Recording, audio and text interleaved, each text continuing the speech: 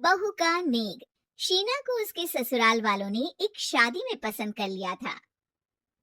अरे, वो लड़की तो बड़ी प्यारी है। मेरे बेटे अमन के लिए बात चलाओ ना। बस, फिर क्या था। किसी रिश्तेदार के दखल से दोनों की शादी हो जाती है। लेकिन शीना की सास पारुल और उसकी देवरानी आसपास ही रहते थे। शादी के बाद शीना कहती है, सुनिए जी, ये चौका छूने की क्या रस्म होती है, जानते हैं क्या आप? अरे नहीं यार। हाँ, पर मम्मी को चाची से बोलते सुना था कि आज तुमको किचन की जिम्मेदारी देंगे, तो वो लोग आ रहे हैं खाना खाने हमारे घर। हे भगवान, ये कैसी रस्म है? साड़ी पहनकर किचन में खाना बनाना, ये तो कंप्यूटर की कोड को डिकोड करने से भी ज्यादा मुश्किल काम है। अरे चिंता क्यों करती हो, माँ है ना, सब संभाल लेंगी। वो बहुत समझदार है। शीना को भी पति की बात ठीक लगती है। वहीं घर पर शीना की चाची सास ससुर और उनकी बहू खाने पर पहुंचते हैं। शीना की चाची सास उसकी सास से कहती है, अरे कहाँ है दीदी, आप अभी भी किचन में हैं क्या? रस्म बहू की है या आपकी? चाची की बहू कहती है, और हमारी चौका छूने की रस्म थी तो हम तो सुबह 4 बजे ही किचन में पहुंच गए थे। अरे तेरी ताई ने सर पर चढ़ा रखा है बहू को। शीना सबकी बात सुने बगैर सामने आती है। अरे आज तो तेरी चौका छूने की रस्म थी ना, तुम ही देर से आई हो। वो चाची, मुझे ना साड़ी बांधने में देर हो गई। तो वक्त से उठा करो ना। पता है जब नई शादी है, रस्में होनी है, तो फिर थोड़ा कम आराम कर लोगी तो कुछ घट नहीं जाएगा। शीना की सास को बहुत बुरा लगता है कि चाची उसकी बहू से ऐसे बात कर रही है।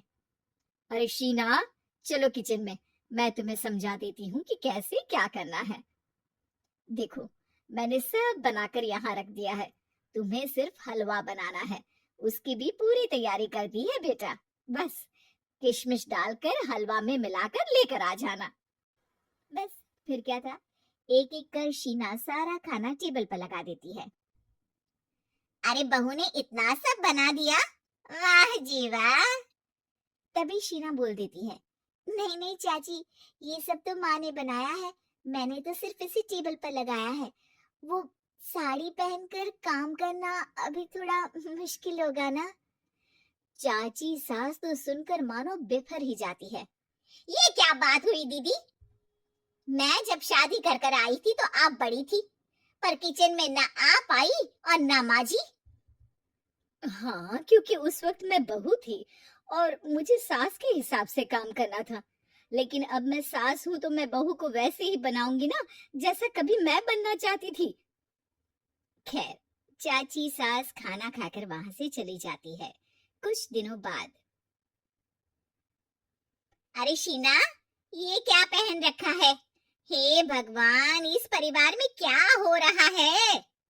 अरे क्या हुआ छोटी, इतना क्यों चिल्ला रही हो? इसने पहना क्या है? अरे दीदी, क्यों इतनी छूट दे रही हो? शीना जो कि सलवार सूट पहने खड़ी थी, चाची के गुस्से को देखते ही अंदर चली जाती है। देख छोटी, हम दोनों को आज की बहुओं से तुलना नहीं करनी चाहिए। वो दौर अलग था, आज का वक्त अलग है। देखिए दीदी, ये तो परंपरा है, हमारी सास ने हमें दी और आगे हमें अपनी बहुओं को देना है। ये क्या लगा रखा है आपने? आप तो पूरी संस्कृति ही खराब कर रही हैं। ये बोलकर चाची सास वहां से चली जाती हैं। शीना की सास चाची की बात से परेशान होकर रोने लगती है। तभी उसका पति वहां आ जाता है। अरे क्या हुआ भाग्यवान, फिर तुम्हारी देवरानी तुमको ताने देकर चली गई है क्या? हाँ, पता नहीं मैं ठीक कर रही हूँ कि नहीं, पर मुझे तो बहू के सूट पहनने में कुछ गलत नहीं लगता। अरे लोगों की बहुएं तो न जाने क्या क्या पहनकर घूम रही हैं। मैं तो उसे भी बुरा नहीं मानती। ये क्या मेरी गलती है? अरे नहीं, बिल्कुल नहीं। अपने किए फैसले का सम्मान करो। ठीक है सब। कुछ दिन निकल जाते हैं। फिर आता है शीना का पहला करवा चौथ। अरे शीना बेटा, ये त्योहार हमारे घर में बहुत मायने रखता है। तुम शाम की पूजा के लिए अच्छे से तैयार हो जाना। और सुनो, चाची सास और उनकी बहू भी यहाँ आएंगी पूजा के लिए, तो खाना भी बनाना है, वो मैं बना लेती हूँ। तुम बस आज के दिन साड़ी पहनना बेटा। शीना समझ नहीं पाती है कि चाची सास के आने पर उसकी सास उसे साड़ी पहनने को क्यों बोलती है। नहीं नहीं माँ जी, मैं सारा खाना बना लूंगी, आप उसकी चिंता ना करिए, अब तो मैंने सब कुछ सीख लिया है। शीना की सास उसकी बात पर खुश हो जाती है। छोटी को पता न चले है कि मेरी बहू घर में सूट पहनती है, तो मैंने आज साड़ी पहनने को बोल दिया। क्यों लोगों को बिना वजह बात बनाने का मौका दे। शाम को सब पूजा पाठ करके बैठे होते हैं कि चाची सास की बहू चाची सास से कहती है, माँ जी, आज के दिन तो आप लोगों के घर बहुओं को नेक दिया जाता है ना। हाँ हाँ बहू, बोलना, तुझे तेरी सास से क्या चाहिए। हाँ शीना बेटा, तू भी बता दे कि तुझे क्या चाहिए। मम्मी जी, मुझे ना आपका वो रानी हार चाहिए जो आपने अभी पहना है। चाची सास थोड़ा हिचकिचाते हुए कहती है, हाँ हाँ ले लेना, सब तेरा ही तो है। तुझे कौन सा हार चाहिए बहू। माँ जी, मुझे नेक में आपसे परमिशन चाहिए कि आप मुझे नौकरी की इजाजत दें। आप तो जानती हैं कि मैं और ये एक ही कॉलेज में एक ही क्लास में साथ में थे, लेकिन आज वो कहाँ है और मैं कहाँ। वाह जी वाह, ये भी सुनना बाकी रह गया था, इस खानदान की बहू नौकरी करने बाहर जाएगी। और मैं भी तो इंटर पास हूँ, पूरे सेकंड डिवीजन, लेकिन कभी मजाल है कि नौकरी की बात की हो। पर दीदी, मैंने एमबीए किया है, वो भी बड़े संस्थान से। तभी शीना का पति और ससुर भी वहां आ जाते हैं। देखो बेटा, मैं वही सोच रहा था कि तुम नौकरी करने के लिए क्यों नहीं बोल रही हो। मुझे लगा शायद तुम नौकरी करना नहीं चाहती हो।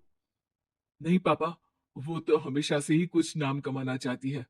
अपने माता पिता को भी इसने कहा था कि वो आप लोगों को अपनी तरह से समझ लेगी।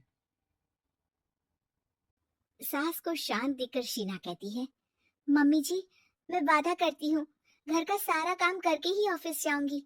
खाना पीना किसी भी चीज के लिए घर वालों को परेशानी नहीं होने दूंगी।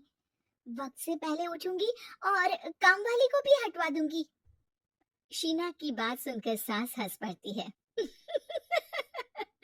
अरे शीना, ये ज्यादा हो गया हाँ? बिल्कुल काम करो बेटा, पढ़ी लिखी हो, नौकरी में अच्छा कर सकती हो। जरूर बेटा, दिया तुम्हें तुम्हारा नेग। हाँ, पुरानी परंपरा जरूरी नहीं कि अच्छी ही हो, कभी कभी बदलाव लाना भी जरूरी होता है, जिसे देर से ही सही लेकिन समाज अपना ही लेता है।